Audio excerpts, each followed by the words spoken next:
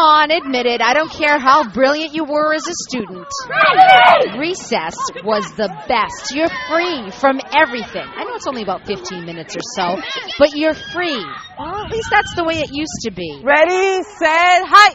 So say hello to Recess in 2010 and meet the recess coach. Never heard of the term before, but They make us play games and have fun. While you probably have never heard the term, 22 schools in Massachusetts now have recess coaches. were we getting the third graders a chance to play as well? Yes. The school's contract is with a national nonprofit group called Playworks, which was created because of discipline issues on the playground. The coaches come out of the AmeriCorps program and have completed background checks. Coach Tess Sarnicki works at the charter school in Dorchester. The reason it's so beneficial, I think, here especially, is that this is where they learn the things that they need for life. And they don't learn that on the weekends. A lot of kids don't go outside.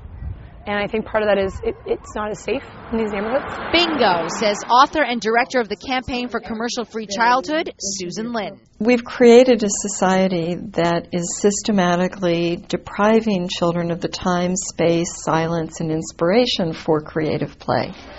Play has been drummed out of schools. And because of that, she says kids have no idea how to play. So at the very least, she says, recess coaches can at least help with that. But if you run in there and you grab it from people... But the idea of having adults who facilitate children's play, I think is, at this point in society, probably a pretty good idea. But there are plenty of people who say, no way. I'm also concerned that the free play aspect of recess is taken away. Having kids' imaginations, that to be taken away by having more structure. The criticism, it's simple. Structured play, they say, diminishes creativity. But spend a little time during a coached recess session, and you may change your mind. I present games for them. They can choose to play or not to play. I'm fine if they don't want to play. I never put pressure on them to play.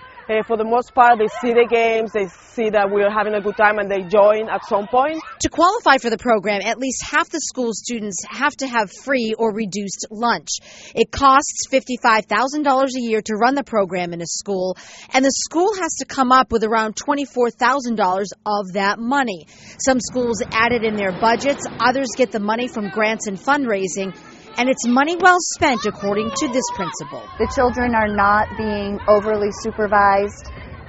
If you have had time to watch it, you'll see that there are plenty of children who still choose to walk and talk with their friends and have imaginative play, but that there are also opportunities for children to learn new games. Abracadabra! I like this teamwork. Whoa. Okay, now the real experts, the kids. If we didn't have recess, we would just be we couldn't work.